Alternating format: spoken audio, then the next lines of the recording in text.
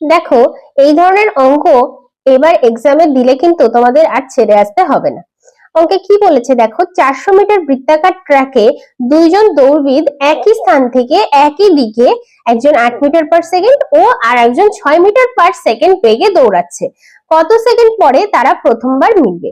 এরকম সময় বের করতে বললে এর একটা সিম্পল সূত্র রয়েছে। সূত্রটা কি? টাইম ইকুয়াল টু ডিস্টেন্স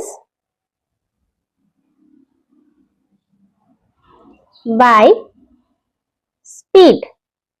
এখানে ডিস্টেন্স কত বলেছে দেখো, ডিস্টেন্স বলেছে 400 মিটার, আর স্পিড মানে এখানে আপেক্ষিক গতিবেগ। যেহেতু একই দিকে যাচ্ছে তাহলে এক্ষেত্রে একটি থেকে আরেকটি বিয়োগ করতে হবে, মানে 8 থেকে 6 বাদ দিলে কত থাকবে? 2। 2 কে আমরা 400 দিয়ে ভাগ করলে কত পাচ্ছি? 200 সেকেন্ড। তাহলে অ্যান্সার কত হচ্ছে? 200 সেকেন্ড। এবার একইভাবে যদি বলতো যে এরা একই স্থান থেকে যাত্রা শুরু করেছে কিন্তু বিপরীত দিকে যাচ্ছে, তাহলে আপেক্ষিক গতিবেগ আমরা কিভাবে বের করতাম? এই দুটো গতিবেগ যোগ করে।